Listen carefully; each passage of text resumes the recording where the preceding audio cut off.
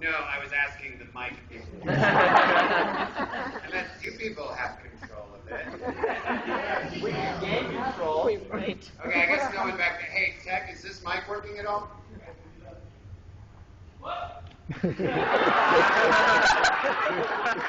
laughing because I've been yelling to that corner of the room for the past 5 minutes asking about this microphone. Check.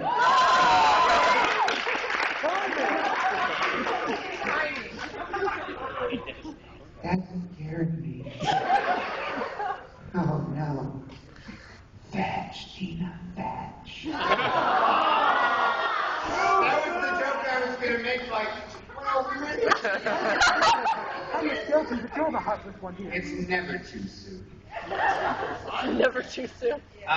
So this is my acting workshop. I guess I will use the microphone a little bit now that I've set down my phone. What I usually like to do is start it off. If you guys have any questions, I'll take questions for like maybe 5 to 7 minutes. And then we're going to get volunteers and we're going to get you up here and we're going to do some acting. And I'm going to tell you the four most important things I know about acting. And because I'm a simple man, they're pretty much the only things I ever worry about in acting. So acting is as simple as 4 simple, easy things that you're going to understand and be able to play with by the time we leave today.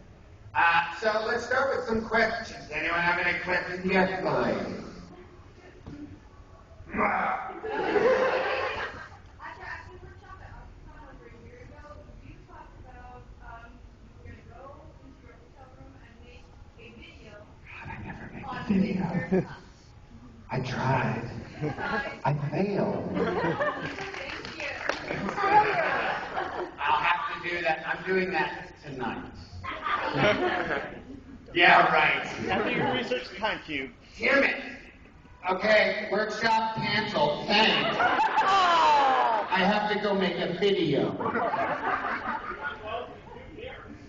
That's great. You're going to get to see this workshop twice. This is pretty much very similar. It's not exactly similar.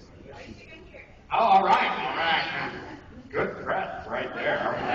Any other questions? Yes. What made you want to be a voice actor or an actor in general?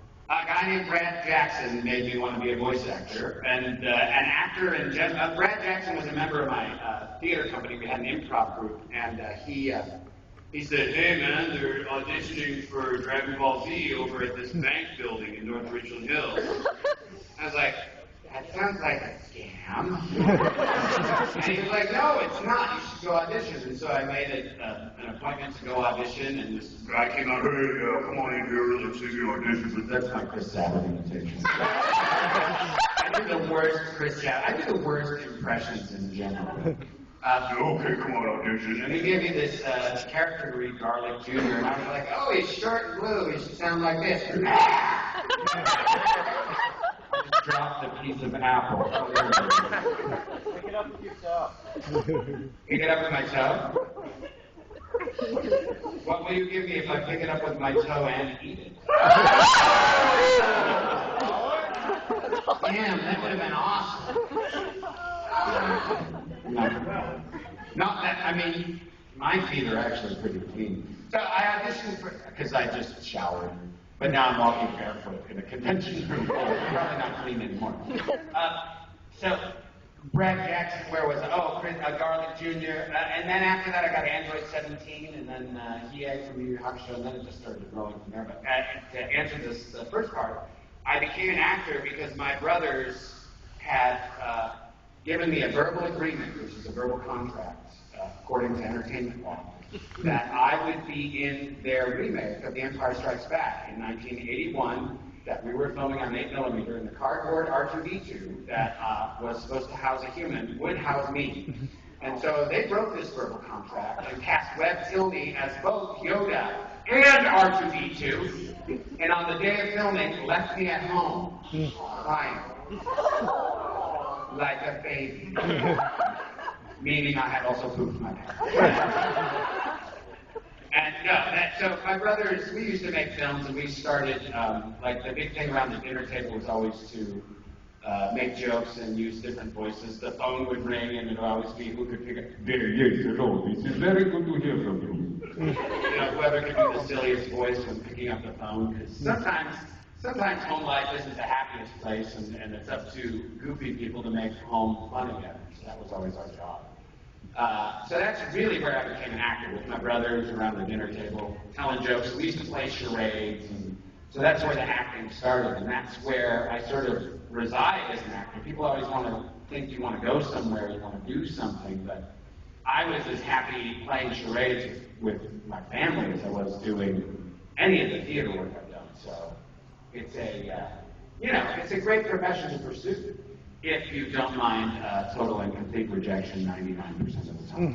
Yeah. Which I know, that's cool. And you'll see at the end of this workshop why it's cool. Any other questions? Yes. Do you have any funny or awkward voice acting stories you can tell us? Voice acting story? I have like an awkward convention story. One time, Vic Mignogna, Scott McNeil, and I were doing a panel, and at the end of it, this girl raised her hand and she said, "After the panel, do you guys want to touch my glass eye?" And we were like, "Hell yeah!" Oh my God! And we're all screaming like little girls because she had this glass eye. We're like, "Oh, isn't this unsanitary?" And people walking in, like looking at these grown men looking at 14-year-old girls in the eye.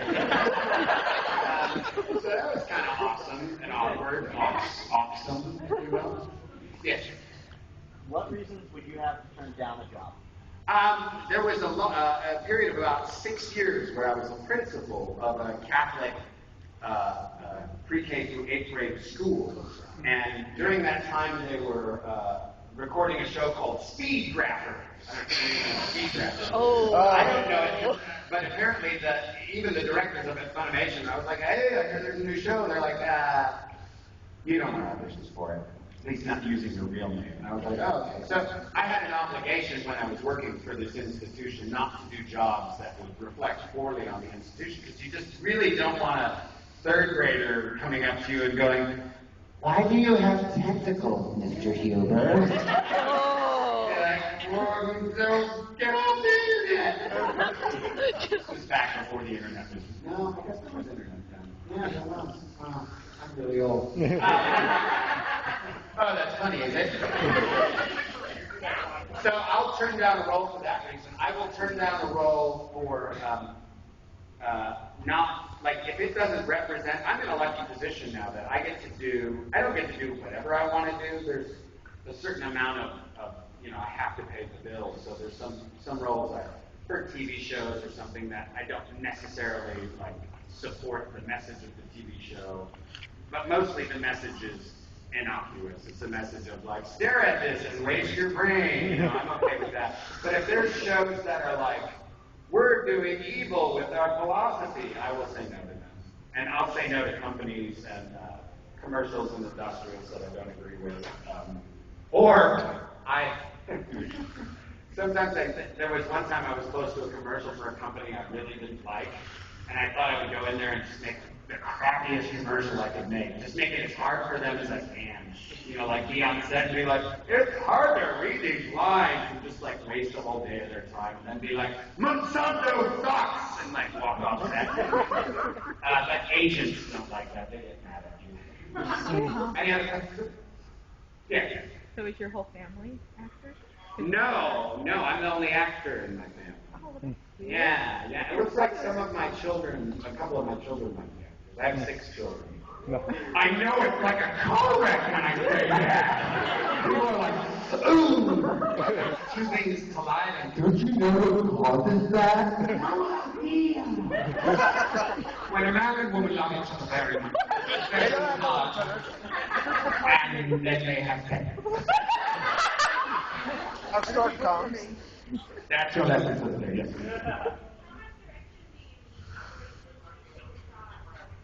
I like direction. I like to have direction. I don't need it.